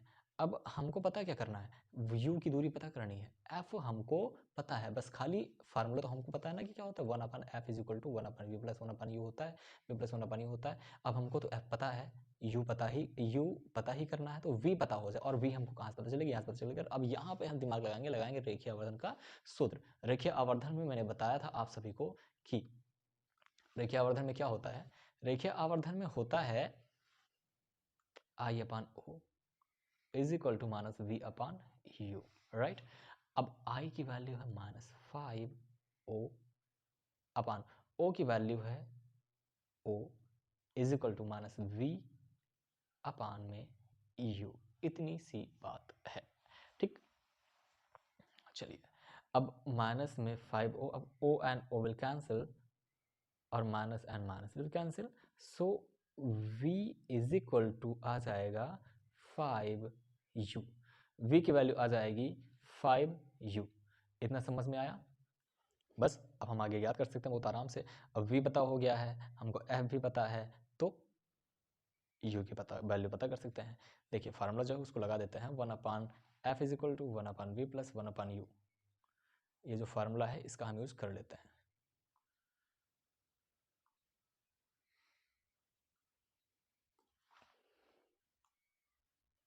चलिए देखते हैं, 1/f इज इक्वल 1/v और प्लस में 1/u। देखिए ये जो प्रश्न है ना बहुत ही आसान है, बस आपको ध्यान देने की ज़रूरत है, थोड़ा सा ध्यान देना है बस। और ये हर टाइप के मैं क्वेश्चन करा दे रहा हूँ, और इन प्रत्येक टाइप के कम से कम 5-5 प्रश्न करने की कोशिश कीजिएगा। अगर 5-5 जो है कि प्रश्न करने की कोशिश की, या फिर 5-5 प्रश्न अगर कर लिए तो ये गारंटी है मेरी कि लाइट चैप्टर जो है उस चैप्टर से कोई सा भी प्रश्न पूछें आपका वो प्रश्न हल हो जाएगा। और ये प्रश्न अच्छे खासे नंबर में आते हैं, लॉन्ग टाइप में पूछे जाते हैं या फिर शॉर्ट टाइप में पूछे जाते हैं, कभी कभी वेरी शॉर्ट में भी पूछे जाते हैं। फिलहाल ये अहम भूमिका निभाते हैं। तो 1/f is equal to 1/v plus 1/u, 1/f is given 1/-15 जो वैल्यूज गिवन है, फटाफट लिखते चले जाओ। 1/v की वैल्यू आई है 5u, ठीक है, ये भी लिख दो, और प्लस में 1/u ऐसे ही रहने देते हैं। यहाँ पे अगर आप चाहें तो यहाँ पे एलसीएम वाली नीति अपना सकते हैं, अदरवाइज अगर एलसीएम वाली नीति नहीं आती है आपको तब भी घबराने की बात नहीं है। 1/-15 कर देंगे, इज इक्वल टू, देखो यहाँ पर u का गुणा यहाँ कर दो, ओके u का एक में गुणा करेंगे u है, ठीक है सर, प्लस में 5u का एक में गुणा करेंगे 5u का एक में 5u हो गया, ठीक है, अपान में 5u का u में करेंगे तो 5 रहेगा और u मिलकर 5u स्क्वायर हो जाएगा। देखो ये चीज़ें पता है बहुत ही बेसिक चीज़ है, ये ऐसा नहीं करना चाहिए हमको एलसीएम मेथड ही अपनाना चाहिए। अभी एक लाइन में आंसर आ जाता है, बट अगर नहीं आता है देन कोई बात नहीं है, हम अभी वो मेथड भी बता देंगे, लेकिन हम इसी को हल कर दे रहे हैं। 1/-15 इज इक्वल टू, ये एक u है और ये 5u है, तो 5u और 1u मिलके 6u अपान 5u स्क्वायर, एक u से यहाँ से एक u खत्म हो जाएगा, ठीक। और इस 5 से बराबर की इस पार वाला 15 खत्म हो जाएगा, 5 3 15 हो जाएगा, मतलब 1/-3 बराबर में 6 अपान u बचेगा। u का गुणा इधर कर दो तो u एकम u बराबर 6 - 18 सेंटीमीटर है। u का मान माइनस में 18 सेंटीमीटर आया है, इसका मतलब ये है कि जो वस्तु रखी है वो कहाँ रखी है, दर्पण के बाईं ओर है। और हमने पहले ही बताया है कि वस्तु हमेशा और हमेशा माइनस में ही आएगी, जो वस्तु की दूरी हमेशा माइनस में आएगी, क्योंकि वस्तु को हमेशा दर्पण के बाईं ओर ही रखा जाता है। ये लग गया आपका प्रश्न, ठीक। इस प्रकार का प्रश्न भी आपका हो गया। अब आगे देखते हैं। हाँ, यहाँ पे मैंने एलसीएम वाला मेथड से बताया था, तो देखो क्या होगा, 1/-15 इज इक्वल टू, इसका देखो ये 5u और u में से 5u हमारा एलसीएम हो जाएगा, और 5u से 5u को भाग करेंगे तो वहाँ ऊपर 1 बचेगा, u से इसका गुणा करेंगे प्लस 5 बचेगा, 5 1 6, u से इसको भाग करेंगे तो 5 बचेगा, 5 का 1 में गुणा करेंगे तो 5 1 5, तो 1/15, या फिर इसी को काट दो, 5 3 15, 1/3 माइनस में है वो भी, ठीक, 3 बराबर 6/u, लो u बराबर -18, आंसर आ गया। बट अगर ये आपको सही लगता है तो यही आप कर सकते हैं, कोई दिक्कत नहीं है। अगला क्वेश्चन देखते हैं। उत्तल दर्पण से 25 सेंटीमीटर दूर रखी वस्तु के प्रतिबिंब की लंबाई वस्तु की लंबाई की आधी होती है, दर्पण की फोकस दूरी ज्ञात कीजिए। बहुत ही आसान सा सवाल है, बस इसमें इसी को थोड़ा सा चेंज किए हैं, बाकी ये इसके पहले जो मैंने बताया है सेम वैसे ही मैं थोड़ा सा बता देता हूँ, बाकी आप खुद हल करने की कोशिश कीजिएगा। एक उत्तल दर्पण से 25 सेंटीमीटर दूर रखी वस्तु के प्रतिबिंब की लंबाई, एक उत्तल दर्पण है, और उत्तल दर्पण हो चाहे अवतल दर्पण हो हमें फर्क नहीं पड़ता, क्योंकि वस्तु की लंबाई सॉरी जो वस्तु की दूरी होगी वो सब में माइनस में ही होगी। तो अब u बराबर कितना हो जाएगा हमारा, वस्तु की क्या कह रहे हैं 25 सेंटीमीटर दूर रखी वस्तु है ना, तो वस्तु की दूरी कितनी है 25 सेंटीमीटर, मतलब u का मान दिया गया है माइनस में 25 सेंटीमीटर दिया गया है, ठीक। प्रतिबिंब की लंबाई वस्तु की लंबाई की आधी हो जाती है। देखो अब यहाँ पर कह रहे हैं प्रतिबिंब की जो लंबाई है ना वो वस्तु की लंबाई की आधी हो जाती है, तो वस्तु की लंबाई हमें पता ही नहीं है, तो वस्तु की लंबाई माना लेट वस्तु की लंबाई क्या होती है o, ठीक। वस्तु की लंबाई को o मान लेते हैं, लिख लेते हैं इसको तो ज़्यादा बेटर रहेगा, या फिर नया मेथड देखते हैं। जो o का मान है वो मान लो x है, ठीक। o का मान है x, मतलब वस्तु की जो लंबाई है वस्तु की लंबाई वही से ही लिखते हैं, तो o का मान है x, तो जो i का मान है वो कितना होगा, i तो माइनस में होगा जी, हाँ बिल्कुल, तो i का मान कितना होगा वस्तु की लंबाई की आधी, ठीक। तो i का जो मान है वो x/2 हो जाएगा, x/2 हो जाएगा माइनस में। अब अगर आप चाहो तो यहाँ पर एक तरीका और लगा सकते हो कि ये जो वस्तु की लंबाई है इसको 2x मान लो, तो हमारा जो i हो जाएगा ये माइनस में x हो जाएगा, तो आसान और ज़्यादा हो जाएगा। लेकिन अगर नहीं ये समझ में आ रहा है तो कोई बात नहीं, इसको ऐसे ही रहने दो, ठीक। हाँ, इसको देखिए अभी जैसे कि मान लो हमने कहा कि o की जो लंबाई o का जो मान है वो 4 है, तो i जो है o का आधा है तो कितना होगा 2 ही तो होगा। वही तो मैंने यहाँ किया कि जो वस्तु की लंबाई है वो अगर 2x मान लें तो जो प्रतिबिंब की लंबाई है वो आधी है अगर, तो x ही बचेगी, ठीक। इसलिए मैंने ये चीज़ किया था। अगर चाहें आप तो ये कर सकते हैं, अदरवाइज आप ऐसे भी लगा सकते हैं, किसी भी प्रकार की कोई आपत्ति यहाँ पे नहीं होने वाली है। अभी देखो I/O करेंगे, इसमें फार्मूला लगाएंगे और फटाफट सॉल्व करेंगे। चलिए देखिए, I/O is equal to -V/U। हमको करना क्यों पड़ रहा है ऐसा, क्योंकि भाई हमको U पता है, ठीक। हमको V पता करना है, तो V पता करने के लिए ऐसा करना पड़ता है। तो I का मान कितना है, I का मान है -x/2, ओके हो जाने दो पूरे का बटे। O का मान कितना है, O is given, O is equal to x, इसको मिटा दो, इसका कोई मतलब नहीं, ठीक है, इधर वाले को ले रहे हैं, तो x और अपान में 1 कर दो। अब x और x खत्म हो जाने वाला है, बराबर -V/U, तो माइनस में V/U बराबर, देखो जब बटे के ऊपर बटा होता है तो नीचे वाले का गुणा सबसे ऊपर वाले में और ऊपर वाले गुणा इसके नीचे वाले में करते हैं। तो अब x और o, और हाँ अगर इसका अंश इस वाले का अंश अगर बराबर होता तो कट जाता है, ठीक। तो ये तो खत्म हो गया, तो अब यहाँ पर बचा क्या, यहाँ पर बचा है 1/-2, 1/-2। ठीक, तो जो u का मान आया है वो कितना आ गया हमारा, तो u की जो वैल्यू दी गई है वो दी गई है माइनस में, माइनस माइनस प्लस हो जाएगा, माइनस में 2v। ठीक, माइनस में 2v दिया गया है। ओके, 2v दिया गया है, सॉरी, u का मान जो आ गया हमारा कितना आ गया, प्लस में 2v। ठीक, और u की वैल्यू तो हमको पता ही है ना, तो v बराबर कितना आ गया, v बराबर आ जाएगा v/2, u/2, सॉरी u/2 आ जाएगा। तो v बराबर u का मान कितना हो जाएगा, -25 और बट्टे 2, v का मान आएगा 12.5, 12.5, वो भी माइनस में। लो, अब लगा सकते हैं 1/f equal to 1/v plus 1/u, बहुत आराम से सॉल्व कर लेंगे। 1/f हमको पता ही करना है, 1/v का मान माइनस में 12.5 और प्लस में 1/u का मान है माइनस में 25। इसका तिरछे में से गुणा करके आप कैलकुलेशन करके f की वैल्यू फाइंड आउट कर सकते हैं, और फाइंड आउट करने के बाद में वही आपका हो जाएगा आंसर। ठीक है, इसको हम आगे सॉल्व कर लेंगे। और मैं फिर से बता दे रहा हूँ, यहाँ पे देखो थोड़ा सा फिर देख लो, u बराबर -25 सेंटीमीटर दिया गया, o बराबर हम इतना मान लेते हैं, तो i बराबर इतना। लेकिन एक बात यहाँ ध्यान दीजिएगा कि जो i का मान होता है वो उत्तल दर्पण में प्लस होता है, ये थोड़ा करेक्शन कर लीजिएगा आप लोग। i का मान अगर जितना इतना हो जाएगा तो यहाँ पे जो u/2 आ रहा है ये माइनस में u/2 आ जाएगा, और फिर ये प्लस में हो जाएगा, और ये भी हो जाएगा 12.5 आ जाएगा।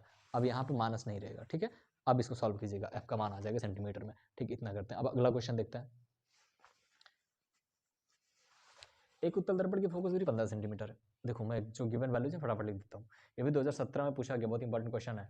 तो एक उत्तल दर्पण की फोकस दूरी 15 सेंटीमीटर, इसमें जितने क्वेश्चन लिए गए सब पूछे ही गए हैं, तो सारे क्वेश्चन को मतलब कि बहुत ही ध्यान से देखना है, इग्नोर किसी को नहीं करना है।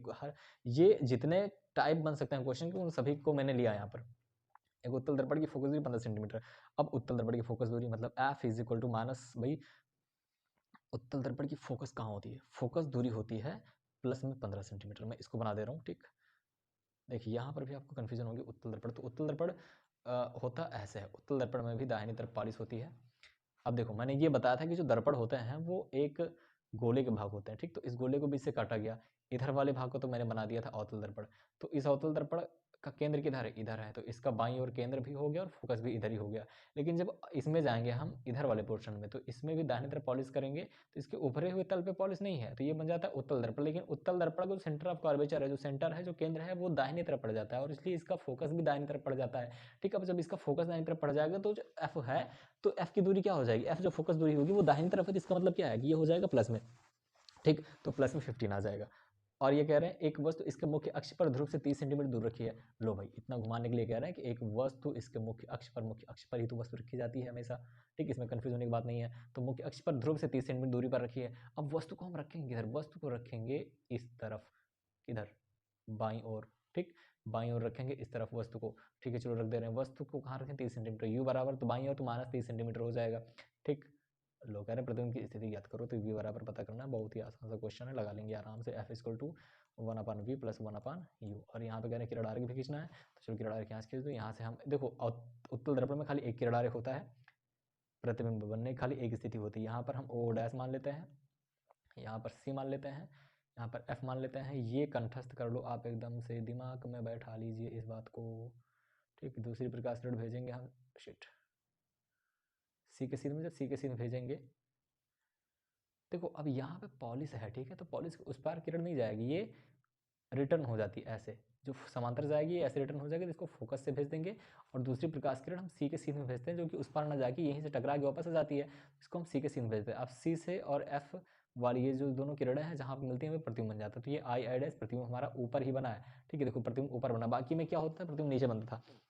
मैं इसमें क्या कर रहा हूँ कि ये बार बार बात आ रही है ना इसकी, कि प्रतिबिंब ये कहाँ बन रहा है, वस्तु कहाँ रखी है, तो इस वीडियो का जो लिंक है मैं डिस्क्रिप्शन में जो है दे दूंगा, वहां से आप जाके इस वीडियो को देख सकते हैं पूरा। तो ये हो गया इसका किरण आरेख। ठीक, और यहाँ से आप इसकी वैल्यू फाइंड आउट करते हैं, इसमें कोई दिक्कत नहीं होनी चाहिए। I think 1/f is equal to 1/v plus 1/u। इसको आराम सॉल्व कीजिएगा, f का मान दिया गया, u का मान दिया गया, v का मान निकालना है। 1/v बराबर 1/f और माइनस में 1/u आ जाएगा। आराम से मान निकाल दीजिएगा, 1/v is equal to 1/f की वैल्यू 1/15 एंड माइनस में 1/u इक्वल टू -30 दिया ही गया, पहले से ही माइनस लगा था, तो 1/v बराबर 1/15 और प्लस में 1/30 एलसीएम लेके 30 से गुणा करके v की वैल्यू फाइंड आउट कर लेना सेंटीमीटर में, वही आपका हो जाएगा आंसर। अगला क्वेश्चन क्या है देखते हैं। अवतल दर्पण की फोकस दूरी, ये देखो ये 2012 में पूछा गया है, ठीक, ये पूछा गया 2012 में। अवतल दर्पण की फोकस दूरी 10 सेंटीमीटर है, तो अवतल दर्पण फोकस दूरी माइनस में होती है, तो माइनस में 10 सेंटीमीटर। अभी लास्ट में हम बता देंगे कि इसमें क्या प्लस होता है क्या माइनस होता है। तो 10 सेंटीमीटर फोकस दूरी हो गई, ठीक है, माइनस में होगी। तो अवतल दर्पण, इसको मैंने पहले बताया, अवतल दर्पण फोकस दूरी माइनस होती है। दर्पण से 20 सेंटीमीटर दूरी पर स्थित वस्तु की दूरी u बराबर दिया गया, ये भी माइनस में होगा, -20 सेंटीमीटर। कितनी दूरी पर बनेगा प्रतिबिंब v बराबर फाइंड आउट करना। भैया बहुत आसान सा क्वेश्चन है, 1/f equal to 1/v plus 1/u, 1/v plus 1/a। देखो ऐसे क्वेश्चन पूछेंगे 2012 में पूछा गया था, ठीक, इसको भी आप बहुत आराम से लगा सकते हैं। अगला क्वेश्चन क्या है, अगला क्वेश्चन है एक अवतल दर्पण की फोकस दूरी, यह देखिए f इक्वल टू दिया गया है 5 सेंटीमीटर, ठीक, और अवतल दर्पण तो -5 सेंटीमीटर, इसके सामने 10 सेंटीमीटर की दूरी पर रखी वस्तु का प्रतिबिंब, तो u बराबर -10 सेंटीमीटर, क्योंकि वस्तु है, वस्तु बाईं ओर ही रखी जाएगी, चाहे अवतल दर्पण हो चाहे अवतल दर्पण हो, तो पता ही है। प्रतिबिंब कहाँ पर बनेगा, लो v बराबर पता करना है, आराम से हम पता कर सकते हैं, 1/f equal to 1/v plus 1/v से u से पता कर लेंगे। और v का मान कह रहे हैं कि वह यह वास्तविक होगा कि आभासी। मैंने बताया था कि अगर v का मान आएगा माइनस में तो वो होगा वास्तविक, क्योंकि वो बन कहाँ रहा है, बाईं ओर बन रहा है, और वो रियल इमेज होगा, क्योंकि किरणें जो है वो वास्तव में काटेंगी, तो इसलिए वो वास्तविक होगा। अगर बाईं ओर बनेगा तो वास्तविक होगा, और बाईं ओर बनेगा कैसे जानेंगे, अगर v का मान माइनस में आएगा तो बाईं ओर बनेगा, और अगर v का मान प्लस में आएगा तो दाईं ओर बनेगा, ठीक है, बस इतनी सी बात है। तो आगे देखते हैं, जो समझाने वाली बात है, जो समझाने वाली बात ये है कि हमने ये कहा था कि कौन किस में क्या होता है। देखो, अगर हम अवतल दर्पण की बात करते हैं, ठीक, इसको आप चाहें तो एक जगह पर नोट डाउन कर सकते हैं, लिख सकते हैं, ये कॉन्सेप्चुअल चीज़ें हैं, रटनी नहीं चाहिए, वैसे विथ फिगर समझना चाहिए। इसको मैं बगल में दिखा भी देता हूँ, इसको क्या करता हूँ मैं, बगल में दिखा दे रहा हूँ, ठीक, चलो भाई हट जा तू। चलिए देखिए, यहाँ पर एक अवतल दर्पण में बना दे रहा हूँ, ठीक, ये पॉलिश वॉलिश जो भी है। अब अवतल दर्पण में C क्या होता है, C मतलब यहाँ पे देखो P है, ठीक, P से C तक की दूरी वक्रता त्रिज्या होती है, मतलब R क्या है, R को बोल रहे हैं वक्रता त्रिज्या, R है नेगेटिव। क्यों भाई नेगेटिव क्यों है, नेगेटिव इसलिए है क्योंकि ये बाईं ओर बन रहा है। F भी यहीं पे होता है, तो फोकस दूरी को F से लिखते हैं, इसको चाहे कैपिटल लिखो चाहे स्मॉल लिखो, कोई दिक्कत नहीं है। F भी क्या है, नेगेटिव है, क्योंकि बाईं ओर बन रहा है, ठीक है, ये भी ठीक है। उसके बाद वस्तु की दूरी U, ये तो भाई नेगेटिव होती ही है ना, वस्तु नेगेटिव होती है, ठीक। अब इसके बाद जो वस्तु की लंबाई, मतलब वस्तु ऊपर रखी कि नीचे रखी, तो वस्तु हमेशा ऊपर रखी जाती है। अब अगर वस्तु ऊपर रखी है तो मैंने कहा था कि ऊपर और दाहिने तरफ की जो दूरी होती है वो प्लस होती है, तो वस्तु की जो लंबाई है वो ये होती है प्लस में, ठीक। और जो प्रतिबिंब की लंबाई, अगर प्रतिबिंब नीचे बन रहा है तो जो आई होगा वो होगा नेगेटिव में, ठीक। और अगर प्रतिबिंब ऊपर बन रहा है तो पॉजिटिव में। इसमें हम प्रतिबिंब की जो स्थिति है उसके लिए हम चिन्ह का आकलन नहीं कर सकते हैं, क्योंकि इसमें एक स्थिति ऐसी होती है जब प्रतिबिंब जाके दूसरी तरफ बनता है, और जब प्रतिबिंब दूसरी तरफ बनता है तो वहां पे जो आई होता है वो प्लस हो जाता है, ठीक। फिलहाल हम नॉर्मली इतना समझ सकते हैं। यदि v का मान माइनस में आएगा, इसको मैं लिख दे रहा हूं, अगर v का मान माइनस आया तो i का मान भी माइनस में होगा, ठीक। v माइनस में कब होगा, v माइनस में तब होगा जब इसका प्रतिबिंब बाईं ओर बनेगा, और अगर बाईं ओर प्रतिबिंब बनेगा तो i भी क्या होगा, माइनस होगा, ठीक। इसको रट सकते हैं। देखो, अवतल दर्पण में सारी चीजें हैं माइनस में, सिवाय किसके, वस्तु की लंबाई को छोड़कर सारी चीजें क्या है, माइनस में। उत्तल दर्पण में हम यही बात कर लेते हैं, उत्तल दर्पण भी बना लो ऐसे, यहाँ पे हो गया इसका P, और उत्तल दर्पण में देखो इसका C इधर था, लेकिन इसका C कहाँ होगा, इधर होगा, तो इसका F भी किधर होगा, इधर होगा। अब यहाँ पर अगर मैं R की बात करूँ, वक्रता त्रिज्या, वक्रता त्रिज्या कौन है, यहाँ से लेकर P से लेकर C तक की दूरी वक्रता त्रिज्या होती है, तो वक्रता त्रिज्या कैसी है, वक्रता त्रिज्या है सर पॉजिटिव, ठीक, पॉजिटिव रहने दो, ठीक है। उसके बाद में फोकस दूरी कैसी है, F, ये भी है पॉजिटिव, ओके, ये भी पॉजिटिव रहने दो, ठीक, ये भी पॉजिटिव रहने दो, ठीक है। इसके बाद में क्या है, वस्तु की दूरी क्या होती है, वस्तु की दूरी तो होगी u, और वस्तु की दूरी क्या होगी, हमेशा माइनस होगी, ये मैंने बताया है पहले ही। ठीक, अब और v की वैल्यू क्या होगी, अब यहाँ पर जो v बनेगा वो उत्तल दर्पण में v बनता है दाहिनी तरफ, ये याद रखिएगा। तो v जो होता है वो होता है प्लस। ठीक, मैंने इसमें बता दूं ना, खाली एक ही स्थिति होती है। और कहाँ बनता है, ऊपर बनता है, तो जो i होगा वो भी होगा प्लस। देखो यहाँ पर अब v प्लस है तो i भी प्लस है, v माइनस है तो i भी माइनस है। i क्या होता है, प्रतिबिंब की लंबाई, और v क्या होता है, प्रतिबिंब की दूरी।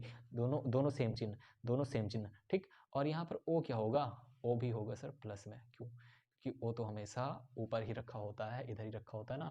अब यहाँ पर देखिए, यहाँ पर अगर बात करें तो u जो है वो आपका माइनस में है, और बाकी जितनी भी वैल्यूज हैं वो सब क्या है, प्लस में। Plus plus plus plus plus. यहाँ पे देखिए, यहाँ पर खाली और खाली वस्तु की लंबाई वस्तु की प्लस है, और बाकी सब माइनस है। यहाँ वस्तु की दूरी माइनस है और सब प्लस है। ठीक, तो ये इतनी सी बात हो गई, और आई थिंक कि बहुत अच्छा सेशन रहा होगा और आप सब लोग को बहुत मज़ा आया होगा इस सेशन में। तो आप सभी से मेरा निवेदन है कि आप लोग चैनल को ज़्यादा से ज़्यादा जो है शेयर कीजिए, वीडियो को शेयर कीजिए, और चैनल को खूब अच्छे से जो है कि कमेंट कीजिए इस पर वीडियो पे, और इसको लाइक कीजिए वीडियो को। और अगर कोई भी डाउट है तो आप हमें कमेंट करके पूछ सकते हैं, हम नेक्स्ट वीडियो में उस पर बात कर लेंगे। और हमारे साथ लगातार बने रहिए, हम इसी तरह से हर लेसन से रिलेटेड जो भी इंपॉर्टेंट टॉपिक्स हैं उन पे हम वीडियोज़ बनाएंगे, और आप कोशिश करेंगे कि आपको अच्छा सा जो है कि एक गाइडलाइन प्रोवाइड करवाएं, जिससे आपका अच्छे मार्क्स आ सकें। टाइम बहुत कम बचा, रिवीजन का टाइम बहुत कम बचा हुआ है। ठीक, तो सभी लोग जाइए और अभी जुट जाइए अपनी बुक्स में, आप लीजिए अपनी बुक, और उसमें जो भी इस तरह के क्वेश्चंस मिलते हैं उनको हल करने की कोशिश कीजिए, और खूब मेहनत कीजिए, अच्छे से पढ़िए। और हाँ, डोंट फॉरगेट जो है चैनल को सब्सक्राइब ज़रूर कीजिए, और जितना हो सके उतना शेयर कीजिए इसको, वीडियो को लाइक कीजिए, कमेंट कीजिए। देखो उसमें हम इसीलिए बनाते हैं वीडियो, क्योंकि आप लोग सब्सक्राइब करेंगे, उसमें मेरा भी फ़ायदा होगा, और हम वीडियो बनाते हैं, अच्छा कंटेंट देते हैं, इससे आपका फ़ायदा होगा। ठीक, तो फ़ायदा दोनों की, आप अकेले का फ़ायदा ना देखिए, फ़ायदा दोनों लोग का देखिए। आप हमारा वीडियो सब्सक्राइब कीजिए, लाइक कीजिए वीडियो को, और खूब शेयर कीजिए अपने दोस्तों के पास, उनको दिखाइए कि देखिए ये टॉपिक्स ऐसे हैं, और ये आपका जो लाइट चैप्टर है उसमें रिफ्लेक्शन ऑफ लाइट जो है उससे रिलेटेड जितने भी न्यूमेरिकल हैं ये आपका कंप्लीट हो गया 1 घंटे के अंदर में। ठीक है, कोई अब दिक्कत की बात नहीं है, हम ऐसे ही डे बाय डे पढ़ते रहेंगे, आगे बढ़ते रहेंगे, आगे बढ़ते रहेंगे। बोर्ड एग्जाम को लेकर बिल्कुल सी भी ज़रा सी टेंशन नहीं होनी चाहिए। ठीक, तो आप लोग अपना ख्याल रखिए और अच्छे से पढ़ाई कीजिए, टाइम बिल्कुल वेस्ट ना कीजिए, टाइम बहुत कम बचा हुआ है। और फिर मिलते हैं अगली वीडियो में, इंतज़ार कीजिएगा, और बेल आइकन ज़रूर दबाइएगा ताकि नोटिफिकेशन आपको मिल जाए। तब तक के लिए bye bye, take care, thank you very much.